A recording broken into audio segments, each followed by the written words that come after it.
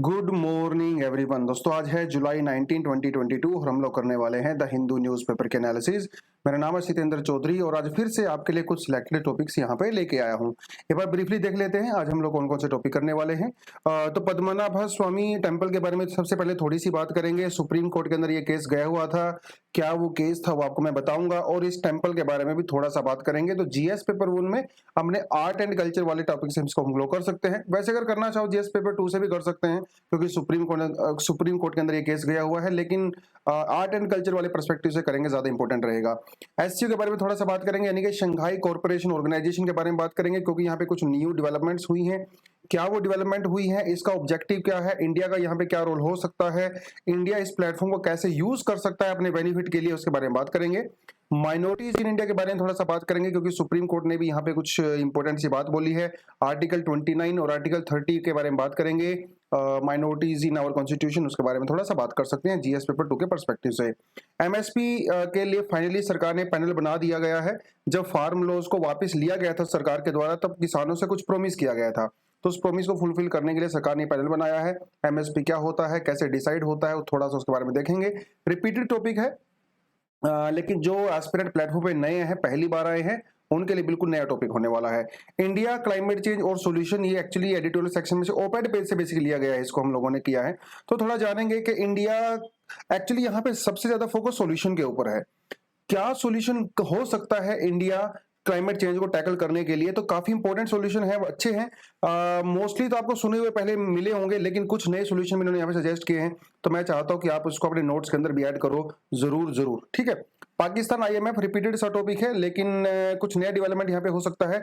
एक फैसिलिटी के बारे में आपको बताऊंगा जिसमें 2022 में यूपीएससी में सवाल ही पूछा गया था, वो थोड़ा देखने वाले हैं। 5 डे वर्क, मतलब अभी आपको हफ्ते में पहले 5 दिन काम करते थे, अभी सैटरडे संडे को आपकी छुट्टी होती थी। हो सकता है फ्यूचर में आपको सिर्फ 4 दिन काम करना पड़े, हफ्ते में 4 दिन काम करो और 3 दिन छुट्टी करो, उसके बारे में थोड़ा सा बात करने वाले हैं। और कुछ एमसीक्यूज भी हमारे पास हैं और आज एक्चुअली 2022 के ही एमसीक्यूज में आपके लिए लेके आया हूँ। कोशिश करेंगे अभी आने वाले कुछ हफ्तों तक हम लोग 2022 के एमसीक्यूज को जो है डिस्कस करें, ठीक है, थोड़े कंसेप्चुअल बेस्ड जो रहते हैं। तो इसी के साथ शुरुआत करते हैं आज के न्यूज़पेपर की, लेकिन रोज की तरह बार बार वैसे मुझे बोलना तो नहीं चाहिए। 3,000 के लगभग, 3 से 4,000 के लगभग बच्चे हमारे एनालिसिस देखते हैं और अच्छा खासा देखते हैं, लेकिन लाइक्स बहुत कम आते हैं। तो 400-500 लाइक्स में कुछ नहीं होता यार, कम से कम 1000 लाइक लेके जाओ। और 1000 लाइक अगर आप लेके जाओगे तो आपके लिए सरप्राइज भी है मेरे पास, वो मैं आपको तब बताऊंगा जिस दिन 1000 लाइक आएंगे, ठीक है। चलो फ्रंट पेज वाले बात देख लेते हैं, वैसे कुछ खास है नहीं। ये प्रेसिडेंट के कल के लिए वोटिंग हो गया था, प्रेसिडेंट के इलेक्शन के लिए और यहाँ पे आप देख सकते हो हमारे पूर्व प्रधानमंत्री जी मनमोहन सिंह जी भी वोटिंग कर रहे हैं। काफी बुजुर्ग हो गए हैं तो इनको थोड़ा हेल्प दे के वोटिंग करवाना पड़ा। तो देखिए ये बैलेट है ना, और ये इनके हाथ में जो है वो जो वोटिंग ये कर रहे हैं, सीक्रेट बैलेट होता है, मतलब किसी को बताने की जरूरत नहीं होती है कि आप किसको वोट कर रहे हो। और कल ट्विटर वगैरह पे काफी चल रहा था, न्यूज वगैरह में हंगामा चल रहा था कि कांग्रेस के बहुत सारे एमएलए वगैरह ने, कुछ एमपीज वगैरह ने, खासकर उड़ीसा से, वेस्ट बंगाल से मुर्मू जी को वोट किया है, अपने व्हिप के हिसाब से वोट नहीं किया है। व्हिप पता है ना आपको क्या होता है? व्हिप का मतलब होता है डायरेक्शन, जो कि पार्टी हाई कमांड या फिर पार्टी अपने एमएलए को और अपने एमपीज को देती है कि किसी पर्टिकुलर इशू के ऊपर आपने क्या स्टैंड लेना है, कहां पे आपको वोट करनी है, ये डायरेक्शन होती है, इसे व्हिप कहा जाता है। यूजुअली क्या होता है, अगर कोई एमएलए, कोई एमपी अगर वो पार्टी की व्हिप के अगेंस्ट में काम करता है तो उसको डिस्क्वालीफाई किया जा सकता है अंडर एंटी डिफेक्शन लॉ, ये आपको पता है ना पहले से। लेकिन वो प्रेसिडेंट के इलेक्शन में उसको हम लोग इंप्लीमेंट नहीं कर सकते। क्यों नहीं कर सकते? क्योंकि भैया ये सीक्रेट बैलेट है, सीक्रेट बैलेट है। आपको पता ही नहीं चलेगा कि आपके एमएलए ने या आपके एमपी ने आपके व्हिप के हिसाब से वोट किया है कि अगेंस्ट में किया है। जब आपको पता ही नहीं चलेगा तो आप उसके खिलाफ एक्शन कैसे लग सकते हो? तो ये तो रूल तभी लागू होगा ना जब ओपन वोटिंग होती है, सबको दिखा के वोटिंग होती है, देखो भैया मैं कहाँ वोटिंग कर रहा हूँ। तो इस केस में जो है बेसिकली इसमें ये कहा जाता है कि प्रेसिडेंट का इलेक्शन इतना बड़ा इलेक्शन होता है, इसमें जो है जो मेंबर ऑफ पार्लियामेंट या फिर जो एमएलए होते हैं वो पार्टी की आइडियोलॉजी से ऊपर उठ के अपने कॉन्शियंस के हिसाब से वोट कर सकते हैं। कॉन्शियस समझते हैं ना, मतलब जिसे हम लोग जमीर कहते हैं, कि अपने जमीर की सुनिए, अपने दिल की सुनिए, दिमाग की सुनिए, और पार्टी की सुनने की आपको कोई जरूरत नहीं है जब प्रेसिडेंट के इलेक्शन की बात आती है। तो ये थोड़ा सा एस्पेक्ट था, बाकी तो सारी चीजें हम लोग डिस्कशन कर चुके हैं प्रेसिडेंट के इलेक्शन के बारे में। मंकी पॉक्स का जो है, मंकी पॉक्स का नया केस आया है केरला के अंदर, सेकंड केस आया है अनफॉर्चुनेटली। लेट्स सी के और लेट्स प्रे कि ये यहीं पे रुक जाए और ज्यादा ना बढ़े। मंकी पॉक्स के बारे में ऑलरेडी हम अच्छी खासी डिटेल कर चुके हैं, तो ज्यादा इसमें हम लोग नहीं जाएंगे, रिपीटेड सा टॉपिक है और इसके बारे में भी हम लोग बात नहीं करेंगे, क्योंकि बेल के बारे में हम लोग परसों वाली एनालिसिस में अच्छे से बात कर चुके हैं। बेल के हमारे पास कौन कौन से प्रोविजंस होते हैं, बेल कितने टाइप की होती है, कैसे दी जाती है, सुप्रीम कोर्ट का बेल के बारे में क्या स्टैंड है। अगर किसी एस्पिरेंट ने वो नहीं देखा है तो प्लीज आप परसों वाली एनालिसिस मत जाकर जरूर देखें। बेल वाला आर्टिकल देख सकते हो, बाकी तो लगभग आपको पता ही रहेगा। तो बढ़ते हैं आज के मेन आर्टिकल्स के ऊपर, लेकिन थोड़ा सा आगे जाने से पहले आपको बताता चलूं कि हमारा सेकंड फाउंडेशन कोर्स लॉन्च हो चुका है, 3 जुलाई से स्टार्ट हो चुका है। इकोनॉमी की क्लासेस अभी चल रही हैं, तो अगर किसी बच्चे ने ज्वाइन करना है तो आप डेफिनेटली जाकर ज्वाइन कर सकते हो और सारी चीजों का ध्यान रखा जाएगा। आपकी पर्सनल मेंटरशिप होती है आपके फैकल्टी के साथ, 1 to 1 आप उनसे डिस्कशन कर सकते हो। आपको डेली क्विज मिलता है, आपको वीकली क्विज मिलता है, हर 15 दिन के बाद आपका टेस्ट होता है, प्रीलिम की टेस्ट सीरीज, मेंस की टेस्ट सीरीज। कहने का मतलब ये है कि आपको आईएएस ऑफिसर बनने के लिए जो भी इंग्रेडिएंट्स आपको चाहिए वो सारे इंग्रेडिएंट्स जो है यहाँ पे अवेलेबल हैं। करना आपने कुछ नहीं है, ये व्हाट्सएप नंबर आपको दिया हुआ है, इसके ऊपर मैसेज करें, सारी इंफॉर्मेशन आपको मिल जाएगी। ये फॉर्म यहाँ पे दिया हुआ है, डिस्क्रिप्शन बॉक्स में जाइए, इस पे क्लिक करिए, इंफॉर्मेशन सारी आपको मिल जाने वाली है। ठीक है, यहाँ पे आपको मैं पर्सनल गारंटी दे सकता हूँ, क्योंकि इस प्रोग्राम को डिजाइन करने से लेके पढ़ाने तक का मैं पूरी तरह से इन्वॉल्व रहूंगा, तो आप मेरे ऊपर भरोसा कर सकते हो, इस इंस्टीट्यूशन के ऊपर भरोसा कर सकते हो और बिना किसी दिक्कत के एडमिशन ले सकते हो। चलिए, supreme court extends time for audit of the Padmanabhaswamy temple, इसके बारे में थोड़ा सा हम लोग बात कर सकते हैं। देखिए, बात ये थी कि इस जो ये 25 साल से, एक्चुअली अगर बताता चलो कि जो पद्मनाभ स्वामी टेम्पल है ये इंडिया के सबसे रिचेस्ट टेम्पल में कहा जाता है। थोड़े समय पहले जब इसके ऑडिट की शुरुआत हुई थी तो ऐसा कहा गया था कि इसके अंदर जो है 12 से 13 बिलियन डॉलर, भैया बिलियन है ये, मिलियन नहीं है, इतने मिलियन डॉलर का इसके अंदर खजाना है। जब इसके दरवाजे खोले गए थे ट्रेजर, तो ऐसा माना गया था। तो 25 साल से जो इसके अंदर पैसा वैसा आ रहा है उसका ऑडिट अब तक नहीं हुआ था, तो सुप्रीम कोर्ट ने कहा था कि इसे हम लोग ऑडिट करेंगे, कमेटी वगैरह बनाई गई थी। तो उस ऑडिट को, ऑडिट का मतलब ये रहता है कि कहाँ से पैसा आया, कहाँ गया, वो सारा हिसाब किताब रहता है, तो इसको एक्सटेंड कर दिया गया है। खैर, तो ये पद्मनाभ स्वामी टेम्पल के बारे में थोड़ा सा आपको पता होना चाहिए। एक्चुअली इसको 8th सेंचुरी में बनाया गया था, लेकिन जो लेटेस्ट स्ट्रक्चर इसका बना हुआ है, जैसा पिक्चर में यहाँ पे देख सकते हो, ये वाला पिक्चर मैं कह रहा हूँ, ठीक है, जो ये अभी लेटेस्ट बना था, ये उस समय नहीं बना था, पहले एक्चुअली लकड़ी का हुआ करता था, है ना। इसको वुडन का बनाया गया था और लॉर्ड शिवा, सॉरी विष्णु जी को ये डेडिकेटेड है और यूनिक बिल्कुल चेहरा स्टाइल में बनाया गया है इसको। और इसमें जो विष्णु जी हैं वो जो है अधिशेष की जो है मुद्रा में बैठे हुए हैं। अधिशेष मुद्रा समझते हो, जो सरपेंट होता है, इस सरपेंट को अधिशेष बोला जाता है और ये जो मुद्रा होती है बैठा जाता है, अरे जैसे तकिए के सहारे हम लोग ऐसे टिका के बैठते हैं। बेसिकली ये मुद्रा ऐसी होती है विष्णु जी की जब वो सो रहे होते हैं, इस पोजीशन में वो सोते हैं। तो इस जो पोजीशन को जो है कहा जाता है अनंत शयन पोजीशन। शयन का मतलब समझते हो ना, शयन मतलब बेड के ऊपर जब आप सोते हो तो शयन कक्ष में बेसिकली तकिए के ऊपर लगा के इस तरह की। तो इस पोजीशन को आपने डेफिनेटली वो पूछ सकता है, क्योंकि पास्ट में महात्मा बुद्ध की पोजीशन के बारे में कई बार क्वेश्चन आ चुका है, तो विष्णु की पोजीशन के बारे में भी आ सकता है।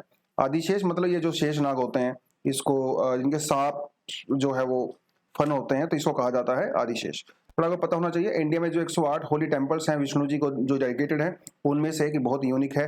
18वीं शताब्दी में जो है त्रावणकोर के महाराजा मार्तंड वर्मा जी ने इसको प्रेजेंट स्ट्रक्चर में बनाया था, वैसे काफी पुराना है, ठीक है। तो पहले वुड का बना हुआ था।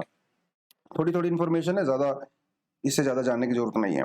आगे बढ़ते हैं, Shanghai corporation organisation and stature in the modern world.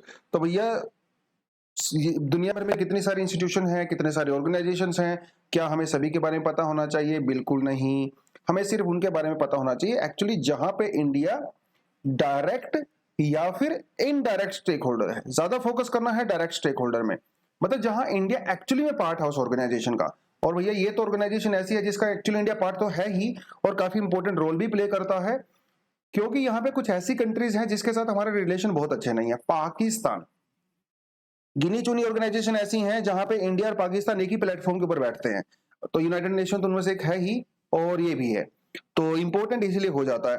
तो थोड़ा सा इसके बारे में जानेंगे जो आर्टिकल में दिया हुआ है। हालांकि तो रिपीटेड सी चीजें हैं, घिसी पिटी न्यूज में इसलिए है ये क्योंकि हो सकता है अभी अगले साल ईरान या फिर बेलारूस इनको भी यहाँ पे मेंबर बनाया जा सकता है, परमानेंट मेंबर। हालांकि इसके अंदर कई ऑब्जर्वर स्टेट ऑलरेडी हैं, जैसे अफगानिस्तान, ईरान, बेलारूस और मंगोलिया। इनमें से हो सकता है इन 2 कंट्रीज को अभी परमानेंट बनाया जा सके, जैसे इंडिया को बनाया गया था। ओरिजिनली शंघाई के अंदर इंडिया नहीं था। इंडिया और पाकिस्तान 2017 में परमानेंट मेंबर बने हैं। उससे पहले इंडिया को 2005 में ऑब्जर्वर स्टेटस का स्टेटस दिया गया था। तो ये थोड़ा आपका पता होना चाहिए। शुरुआत इसकी बहुत पहले हो चुकी थी, 2001 में इसकी शुरुआत हो चुकी थी। 5 कंट्री थी जिन्हें कहा जाता है शंघाई 5, जिसमें आता है रशिया, चाइना, कजाकिस्तान, किर्गिस्तान और Tajikistan.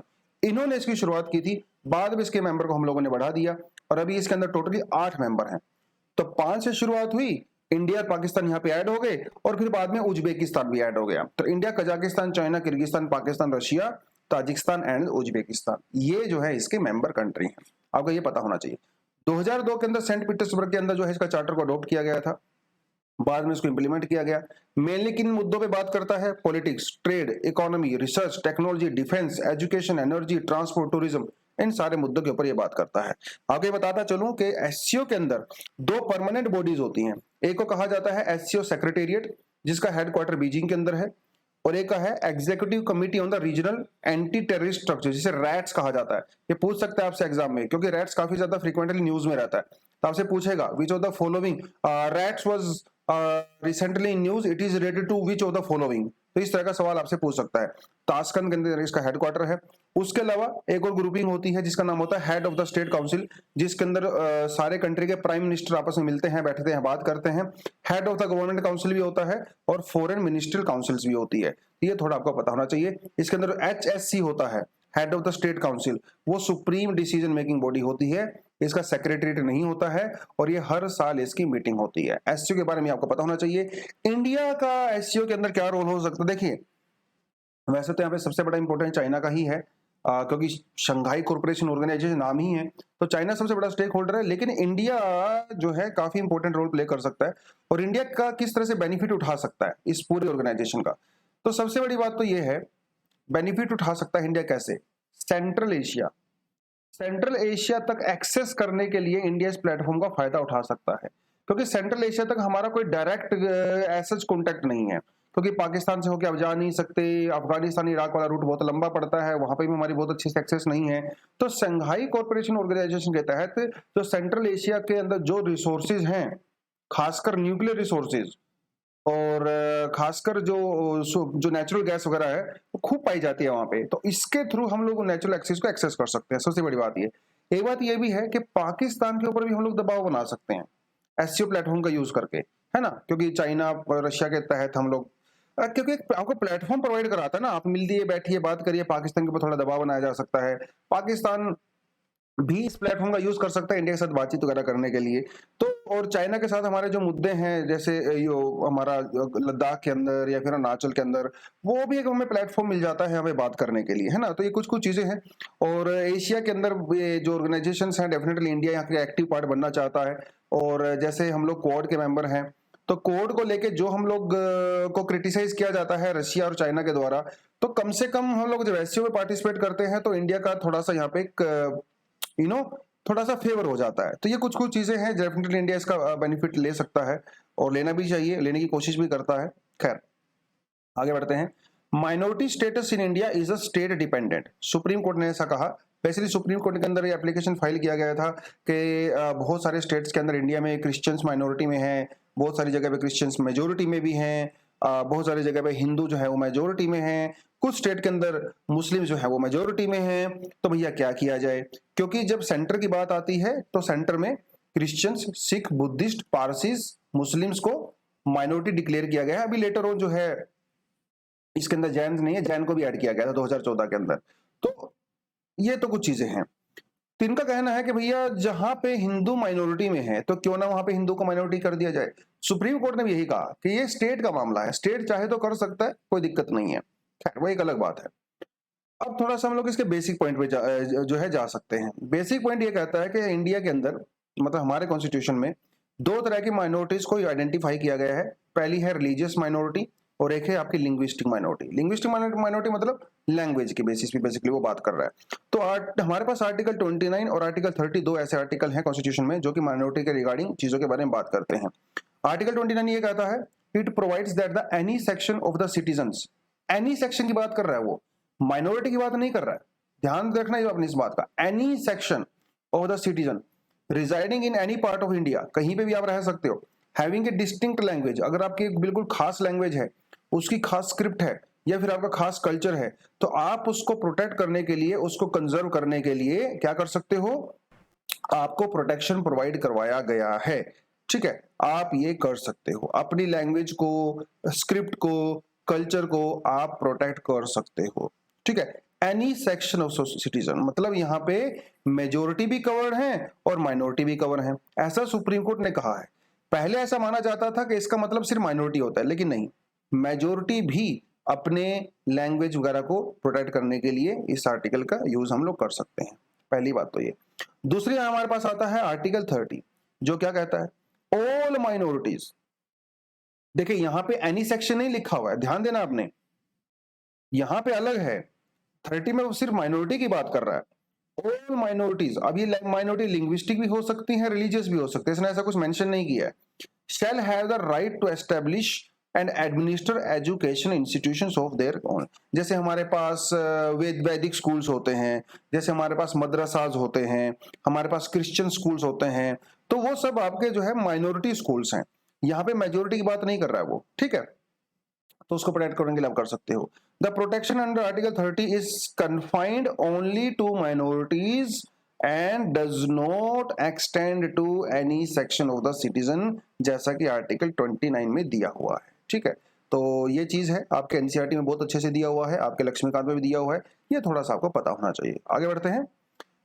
Panel on MSP natural farming setup. तो बेसिकली क्या हुआ था, जब फार्म लोगों को सरकार ने वापस लिया था, सरकार ने ये कहा था कि हम लोग एमएसपी के लिए एक कमेटी बनाएंगे जो एमएसपी के बारे में पूरी चर्चा करेंगी। एमएसपी कहाँ दिया जाना चाहिए, कैसे नहीं दिया जाना चाहिए, क्या क्या उसके अंदर अपडेशंस हो सकती हैं, उसको कैसे और बेटर बनाया जा सकता है, ऐसी कुछ चीजें सरकार ने उस समय कही थी। तो फाइनली सरकार ने जो है एमएसपी को लेके पैनल बना दिया है, और इस पैनल के अंदर जो है अभी मतलब अनाउंस किया है, इसके अंदर बहुत सारे लोग होंगे, आईसीएमआर से लोग होंगे, आईसीआर से लोग होंगे, जो संयुक्त किसान मोर्चा है यहां से भी लोग होंगे। बेसिकली संयुक्त किसान मोर्चा जो है वो बहुत सारी किसान यूनियंस का एक ग्रुप है, अम्ब्रेला बॉडी जिसको कहा जाता है। अब ये 3 मेंबर को नॉमिनेट करेंगे, जो मेंबर को नॉमिनेट करेंगे वही इस कमेटी के पैनल के मेंबर बनने वाले हैं। तो बाकी आर्टिकल में कुछ खास है नहीं। एमएसपी के बारे में आपको थोड़ी थोड़ी बेसिक इन्फॉर्मेशन होनी चाहिए, एमएसपी क्या होता है, कैसे होता है। तो एमएसपी बेसिकली वो मिनिमम रेट होता है, मिनिमम प्राइस होता है, जिसके ऊपर गवर्नमेंट जो है वो परचेज करती है आपकी क्रॉप्स को फार्मर से, ये इसका मतलब होता है। यूजुअली क्या होता है, बेसिकली किसान जो अपने खेत में काम करते हैं ना, तो ये उनका रिम्यूनरेशन होता है, जितना वो काम करते हैं उसको मतलब ये कह सकते हो कि उनकी सैलरी टाइप का एक रहता है। तो बेसिकली जितनी भी आपकी लागत आती है, कॉस्ट आती है, तो कोशिश किया जाता है एमएसपी के आपको जो है उस कॉस्ट का कम से कम 1.5 टाइम्स आपको पैसा ज्यादा मिले जितनी आपकी कॉस्ट आती है। तो ऐसा ऐसा कुछ जो है इसके अंदर प्रोविजन रहते हैं। और कौन कौन सी क्रॉप्स हैं, बेसिकली 23 क्रॉप्स इसके अंदर इंक्लूड होती हैं। किसके द्वारा रिकमेंड किया जाता है प्राइस वगैरह, कमीशन ऑन सीएसीबी कहा जाता है, commission for the agriculture cost and prices. ठीक है, मिनिस्टर ऑफ एग्रीकल्चर के अंदर में आता है। इसके अंदर 14 खरीफ क्रॉप रहती हैं, 6 राबी क्रॉप्स रहती हैं और 2 जो है कमर्शियल क्रॉप हमारे यहाँ पे रहती हैं। ठीक है, तो ये थोड़ा सा आपको पता होना चाहिए। एमएसपी को कैलकुलेट करने के लिए जो सीसीएपी है वो कई सारी चीजों को जो है ध्यान में रखती है, जैसे डिमांड और सप्लाई कैसी है, कॉस्ट की प्रोडक्शन कैसी आई थी, एग्रीकल्चर नॉन एग्रीकल्चर के बीच में ट्रेड किस तरह से होती है, इंटर क्रॉप प्राइस पैरिटी वगैरह, इस तरह की कुछ चीजें कुछ ध्यान रखी जाती हैं।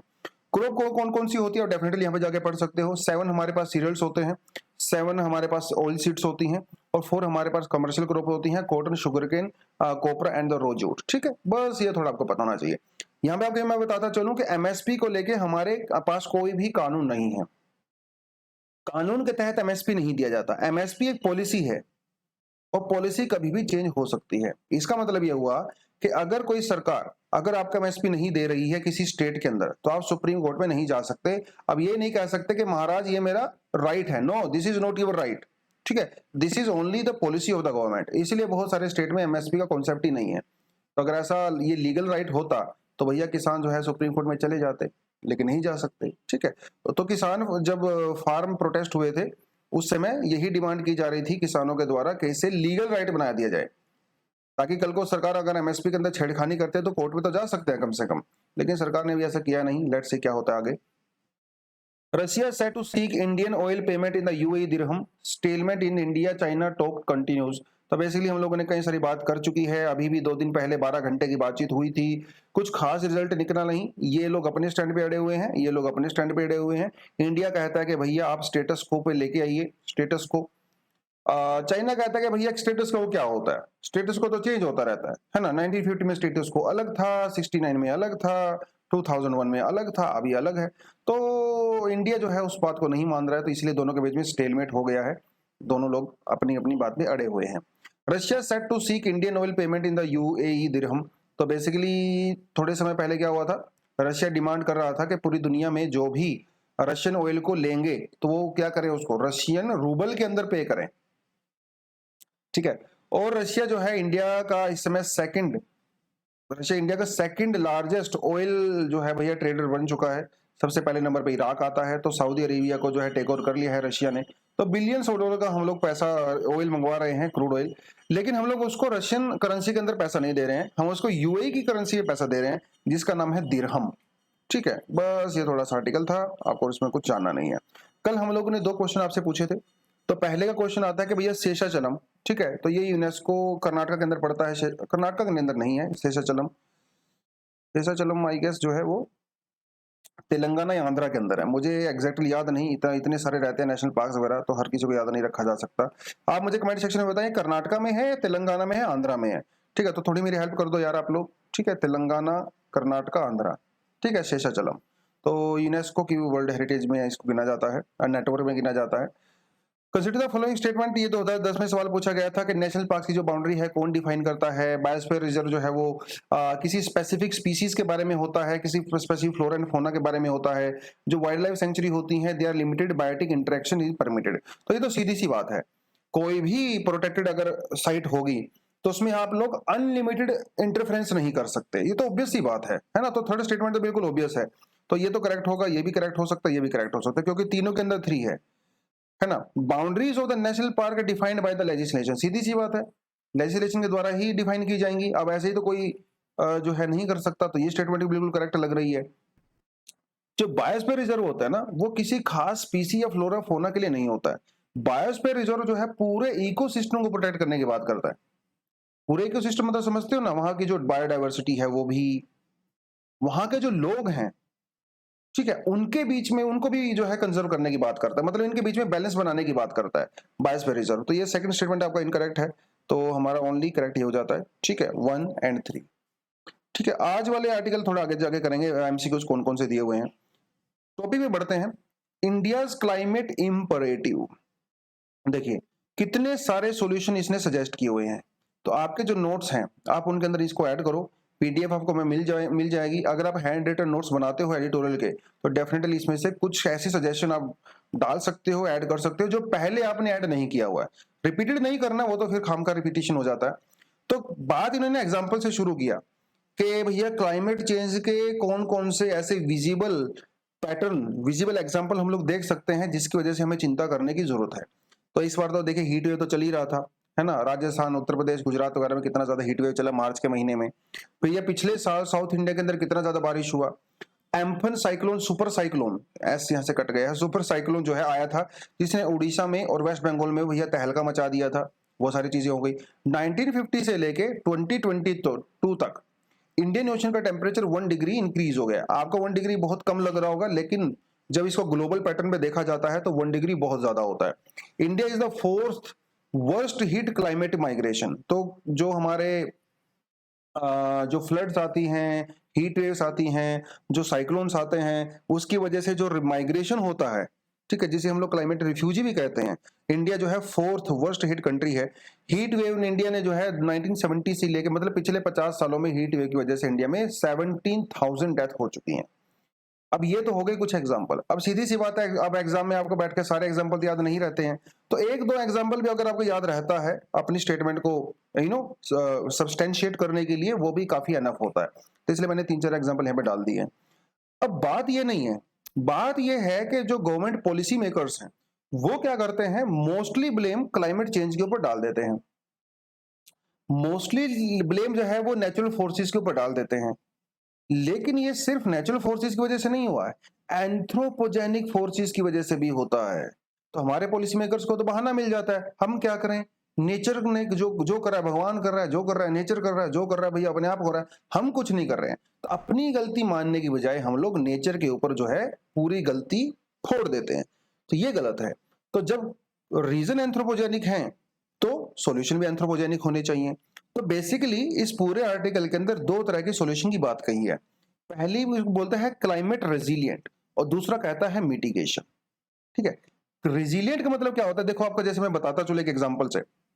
जैसे मान लो जो है आप यूपीएससी की तैयारी करते हो, तो आपके रिश्तेदार है ना, आपके फ्रेंड्स या फिर और भी जो है XYZ आपको ना ये बोलते होंगे, अरे क्या करोगे यूपीएससी की तैयारी करके, बहुत टफ होती है, तुम्हारे बस की बात नहीं है, तुम तो सरकारी स्कूल में पढ़ते हो, तुम्हारी तो इंग्लिश भी खराब है, तुम्हारी पर्सनैलिटी ऐसी नहीं है, तुम तो बैकवर्ड एरिया से बिलोंग करते हो, तुम्हारे पास इतने पैसे ही नहीं है, बोलते होंगे ना लोग आपको नीचे खींचने के लिए। अब ये आपके ऊपर डिपेंड करता है कि आप उससे इन्फ्लुएंस होते हो या फिर उनसे इन्फ्लुएंस नहीं होते हो। अगर आप उनकी नेगेटिव अटैक से इन्फ्लुएंस नहीं होते हो, मतलब आप रेजिलिएंट हो चुके हो। आपके ऊपर लगातार अटैक हो रहे हैं, लेकिन आपने अपनी पर्सनैलिटी ऐसी बना ली है कि आपको उनसे कोई फर्क नहीं पड़ता, आप अपने काम में लगे हुए हो, इसे कहते हैं रेजिलिएंट। ठीक है, तो हमारा जो स्ट्रक्चर है भैया वो क्लाइमेट रेजिलिएंट होना चाहिए। मतलब क्लाइमेट अगर आपके ऊपर अटैक करने की कोशिश करे तो हमारा सिस्टम ऐसा होना चाहिए कि उस अटैक को झेल ले, उसे क्लाइमेट रेजिलिएंट कहते हैं। फिर एक होता है मिटिगेशन, मतलब आप ऐसे स्टेप लीजिए जिसकी वजह से जो इफेक्ट होते हैं उसको मिनिमाइज किया जा सके। तो दो सॉल्यूशन बेसिकली उन्होंने यहाँ पे बताए हैं, मैंने सबको एक साथ जोड़ दिया है, लेकिन आप जो है कर सकते हो, ये इसके बाद वाले मिटिगेशन वाले हैं, इससे ऊपर वाले रेजिलिएंट वाले हैं, आप दोनों अलग अलग हेडिंग में भी इसको कर सकते हो। तो क्या क्या सॉल्यूशन बताए गए हैं, मोस्टली सॉल्यूशन आपने पहले पढ़ रखे होंगे भैया। Promote agriculture practices which are not water intensive, सीधी सी बात है, जैसे हम लोग राइस ग्रो करते हैं तो राइस, शुगर केन, अब ये तो भैया बहुत ज्यादा वाटर इंटेंसिव क्रॉप्स हैं। चलिए कोई बात नहीं, आप कम से कम इनको वैसी जगह पे लगाइए जहां पे पानी की अवेलेबिलिटी है, वहां पे कोई दिक्कत नहीं। लेकिन हरियाणा, पंजाब, इस तरह के एरिया में अगर आप राइस को ग्रो कर रहे हो तो इसका मतलब आपकी पॉलिसी में गड़बड़ है। ठीक है, तो वाटर इंटेंसिव क्रॉप को कम से कम यूज करिए। एफोरेस्टेशन मतलब पेड़ पौधे लगाइए। Financial transfers can be targeted to help farmers, तो किसानों को सब्सिडी दीजिए, किसानों को पैसा दीजिए। ठीक है, तो वो सारी चीजें हैं, उनको प्रॉपर तरीके से उनको जो है क्रेडिट दीजिए ताकि वो कुछ नई टेक्नोलॉजी के अंदर इन्वेस्टमेंट कर सके। इंश्योरेंस वगैरह का जो है प्रॉपर तरीके से आप लेके आइए। अगर मान लो कोई हीट वेव आ भी जाता है, क्लाउड बस्ट हो जाता है, फ्लड हो जाता है, तो कम से कम किसानों को नुकसान तो नहीं होगा, है ना। तो इंश्योरेंस स्कीम वगैरह प्रॉपर तरीके से यहाँ पे होनी चाहिए। और डाइवर्सिफाई करने की जरूरत है, मतलब मोनोकल्चर से दूर हटने की जरूरत है। मोनोकल्चर का मतलब ये होता है कि जब हजारों एकड़ जमीन में एक ही तरह की फसल ग्रो करते हैं उसे मोनोकल्चर कहते हैं। मल्टीकल्चर होना चाहिए, है ना, मतलब डाइवर्सिफाई होना चाहिए। डाइवर्सिफाई से क्या होगा, मान लो जो है आपने यहाँ पे 3-4 तरह की क्रॉप्स लगा रखी हैं, अब मान लो हीट वेव आ गया तो हो सकता है कुछ फसलें आपकी हीट वेव को सहन ना कर पाए, तो वो डैमेज उनका होगा। लेकिन हो सकता है कुछ ऐसी क्रॉप्स भी हों जो कि हीट वेव से उनको ज्यादा फर्क नहीं पड़ने वाला है, तो कम से कम वो तो ग्रो होंगी, वो तो डैमेज नहीं होंगी। इसे कहा जाता है डाइवर्सिफिकेशन। ठीक है, और कहता है सदर्न इंडियन स्टेट्स के अंदर ऐसी कुछ लोकेशन को फाइंड आउट करने की रिक्वायरमेंट है, खासकर कोस्टल एरियाज में जहां पे ड्रेनेज होता है, तो उसको थोड़ा सा अच्छे से प्रोटेक्ट करिए। उनको जो है फ्लड रिस्क जोन जो है उनकी मैपिंग करिए, ठीक है, ताकि हम लोग थोड़ा सा स्टेप ले सकें। एनवायरमेंटल इंपैक्ट असेसमेंट करिए, कोई भी आपको कमर्शियल प्रोजेक्ट लगाना है तो उसके अच्छे तरीके से असेसमेंट करिए कि इसका क्या इंपैक्ट होने वाला है, क्लाइमेट के ऊपर, हेल्थ के ऊपर, लोकल कम्युनिटी के ऊपर, उसको किया जाना चाहिए। ठीक है, और कहता है roofs and the multiple slopes can stand well in the strong wind, तो जब तेज हवाएं चलती हैं तो बेसिकली जो नॉर्मल घर होते हैं हमारे, उनके कंपैरिजन में जो रूफ होते हैं, अगर उसके अंदर मल्टीपल स्लोप्स होते हैं, मल्टीपल स्लोप्स जैसे इस तरह के, तो ये विंड को बहुत अच्छे से जो है टैकल कर सकते हैं। तो कम से कम हम घरों की कंस्ट्रक्शन के अंदर भी इन चीजों का ध्यान रखने की जरूरत है, ठीक है, खासकर जहां पे तेज हवाएं चलती हैं कोस्टल एरिया वगैरह में। लीडिंग एमिटर, इंडिया बहुत बड़ा लीडिंग एमिटर है, दुनिया का टॉप 5 में आता है। तो हम लोगों को फॉसिल फ्यूल को रिप्लेस करने की रिक्वायरमेंट है। तो इथेनॉल, नेचुरल गैसेज वगैरह हम लोग, और रिन्यूएबल एनर्जी सोर्सेज बेसिकली उसकी बात कर रहा है, ठीक है। और जो हमारे हिली एरियाज हैं भैया, वहां पे सैंड माइनिंग मत करिए, है ना, पहाड़ों को मत तोड़िए, रोड वगैरह कंस्ट्रक्शन करने के लिए क्वायरिंग वगैरह मत करिए। तो ये कुछ चीजें इन्होंने यहाँ पे बताई हैं। और हम लोगों को जो है अपनी जीडीपी का 2.5% जो है डिजास्टर मैनेजमेंट के ऊपर खर्चा करने की रिक्वायरमेंट है। अर्ली वार्निंग सिस्टम को और बेटर तरीके से डेवलप किया जा सकता है क्लाइमेट चेंज के केसेस में। मनरेगा के जो फंड है वो जो है आप क्लाइमेट अडेप्टिव टेक्नोलॉजी एग्रीकल्चर की तरफ आप शिफ्ट कर सकते हो, ठीक है। तो ये कुछ कुछ चीजें इन्होंने यहाँ पे बता रखी हैं, जैसा कि आप अपने आंसर के अंदर लिख सकते हो। मोस्टली चीजें ऐसी हैं जो पहले हम लोग बात कर चुके हैं, लेकिन अगर आपको लगता है कुछ नोट्स के अंदर ऐड करने की जरूरत है तो डेफिनेटली वो भी आप ऐड कर सकते हो, ठीक है। आगे बढ़ते हैं। ये तो एक्चुअली कल वाला है ना, तो इसको तो मैं रिमूव कर दूंगा, डोंट वरी। ये वाला है Pakistan and the IMF talks what lies ahead, ठीक है। देख क्या बात कर रहा है वो। तो पहले भी 22 बार 22 टाइम्स पाकिस्तान जो है वो आईएमएफ से हेल्प ले चुका है, क्योंकि जो इस समय श्रीलंका में प्रॉब्लम चल रही है उसी तरह की प्रॉब्लम लगभग लगभग की पाकिस्तान के अंदर भी चल रही है। तो सीधी सी बात है, कटोरा लेके हम लोग कहाँ जाएंगे? आईएमएफ के पास जाएंगे, क्योंकि आईएमएफ जो है वो अपनी मेंबर कंट्रीज को सबकी हेल्प नहीं करता है, उन्हीं की हेल्प करता है जो आईएमएफ के मेंबर होते हैं। तो जब उनके पास जो है बैलेंस ऑफ पेमेंट का क्राइसिस आता है, ठीक है, medium term balance of payment का जो क्राइसिस होता है, बैलेंस ऑफ पेमेंट समझते हो ना आप?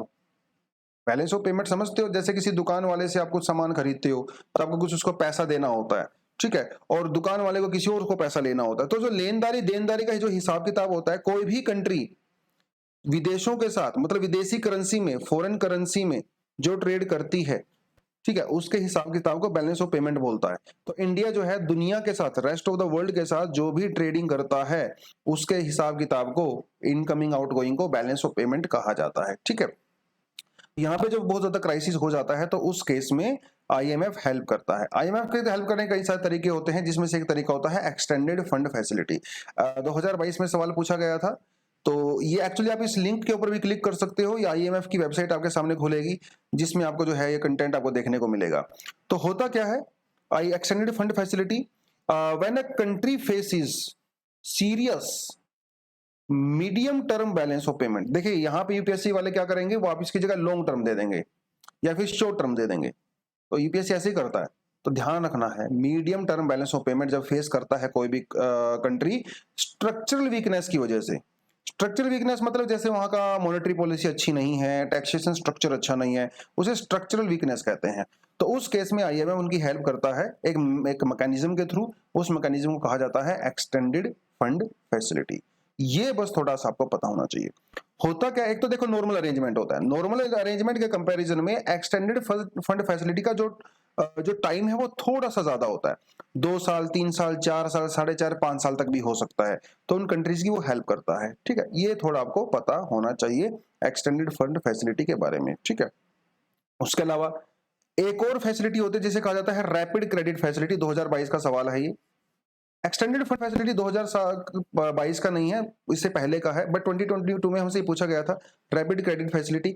तो जैसे हमारी एक्सटेंडेड फंड फैसिलिटी आईएमएफ देता है, आपको ये बताना है कि रैपिड क्रेडिट फैसिलिटी इनमें से कौन देता है। एशियन डेवलपमेंट बैंक, तो यहाँ पे ऑप्शन एक्चुअली मैंने दिया नहीं हुआ, ए बी सी डी मान के चलो आप इसको, ठीक है। नीचे वाले में भी ए बी सी डी मान के चलो,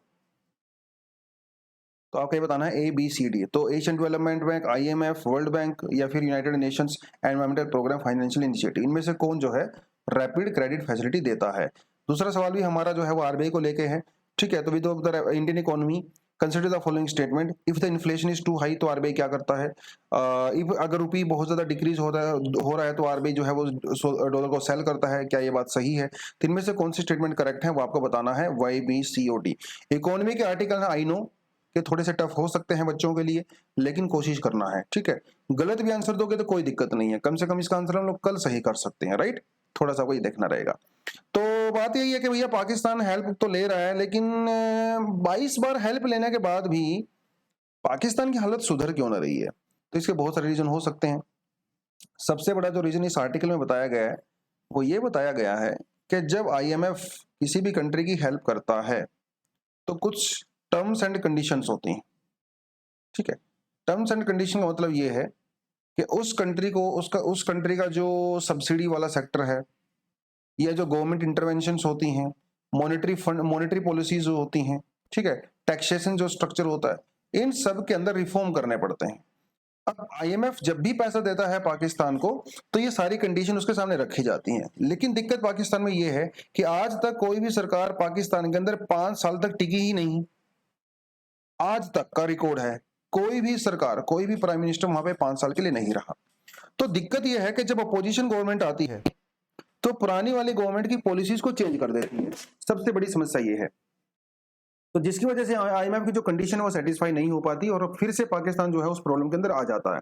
तो ये सबसे बड़ा जो है इसके अंदर यहाँ पे बताया गया है। बाकी वो ग्रे लिस्ट वगैरह उसके बारे में जो है अलग से बात करने की कोई जरूरत नहीं है, इतना ही हमारे लिए काफी है ना। कितना उसका करंट अकाउंट डेफिसिट है वो सब फैक्चुअल इन्फॉर्मेशन की हमें कोई जरूरत नहीं है, ठीक है। वैसे तो आर्टिकल की जरूरत भी नहीं थी, ऐसे फालतू का आर्टिकल है। The 5-day work week might be fading away, तो थोड़ा सा हम लोग इसको यहाँ से देख लेते हैं।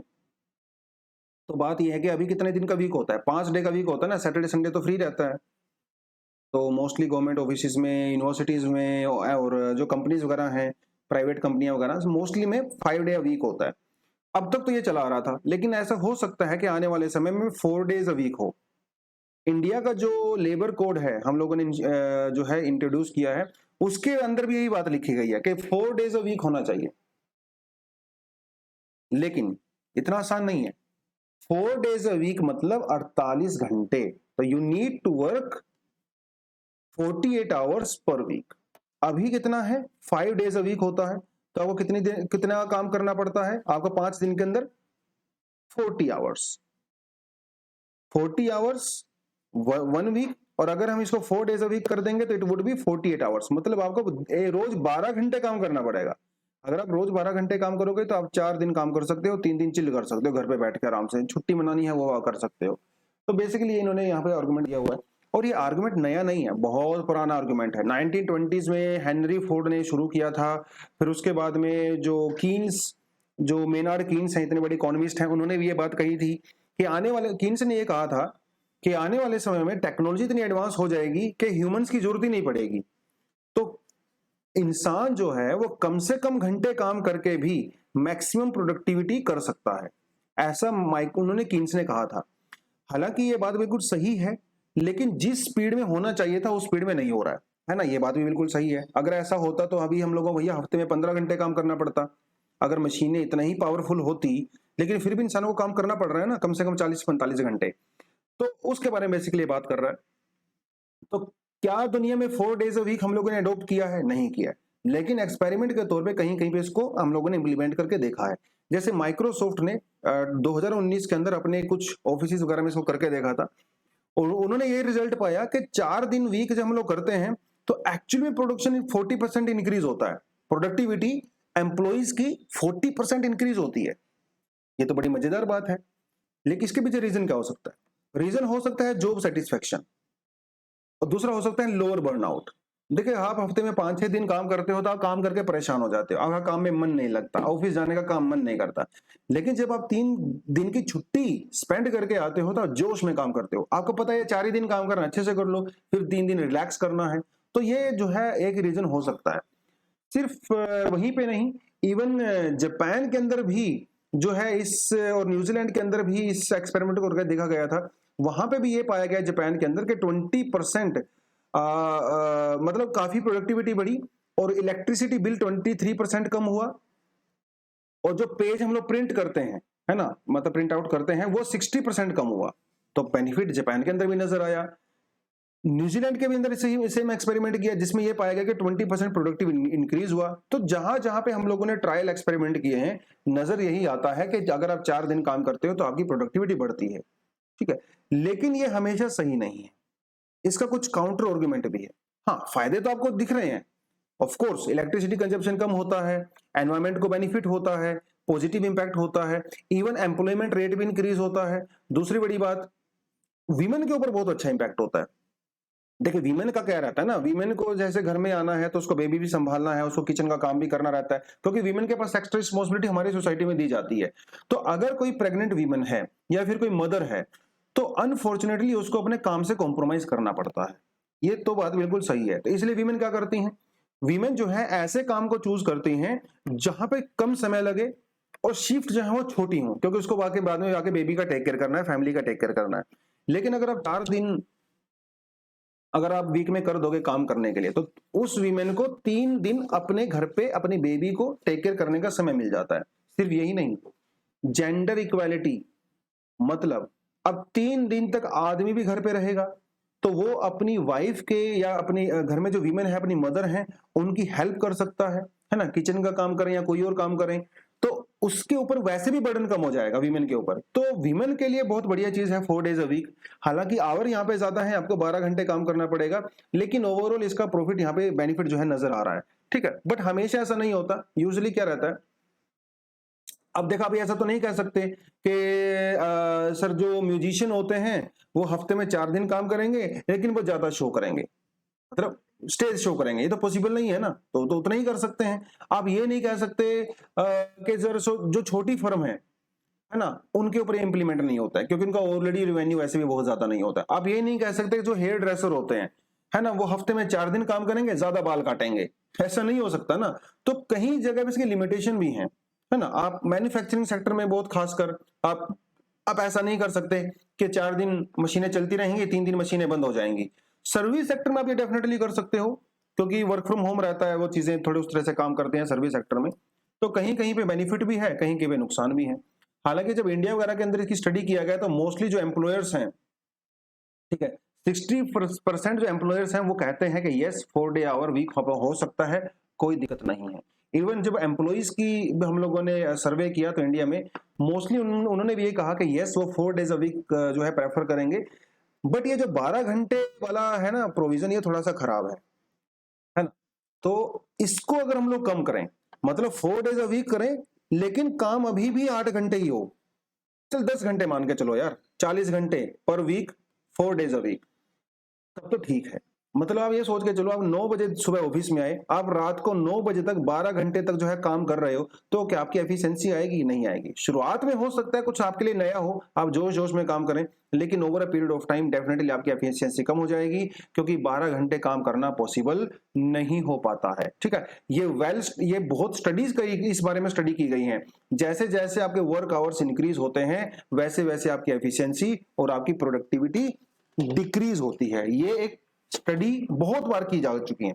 तो 12 घंटे काम मत करिए, अगर आपको 4 दिन में वीक काम करवाना है तो भैया कम से कम 40 घंटे काम करवाइए, तो ये चीजें अच्छे से हो सकती हैं। इवन इंडिया का जो लेबर कोड है वो भी इसी के बारे में बात करता है, लेकिन बहुत ज्यादा स्ट्रिक्ट नहीं है, फ्लेक्सिबल है। वो ये कहता है कि अगर कोई कंपनी इसको इंप्लीमेंट करना चाहती है तो कर सकती है, जो नहीं करना चाहती वो मत करे। अगर कोई ऐसा एम्प्लॉई है जो इसको इंप्लीमेंट करना चाहता है वो करे, जो नहीं करना चाहता वो ना करे। मुझे ऐसा लगता है टू बी ऑनेस्ट, देखे क्या रहता है ना, पहले बहुत साल पहले जो है लोग जो है सिर्फ मतलब जो लोग है 20-20 घंटे भी काम करते थे, फिर लोग जो है 14 आवर्स काम करने लगे, है ना। वर्ल्ड वॉर 2 के बाद जब जिस तरह से एवोल्यूशन हुआ, फिर लोग जो है 12 घंटे काम करने लगे, फिर लोग 8 घंटे काम करने लगे। अभी बहुत ज्यादा जगह पे लोग जो है 6 घंटे भी काम करते हैं। आयरलैंड वगैरह में लोग 4 घंटे काम करते हैं दिन में, फिर बाकी वो चिल करते हैं।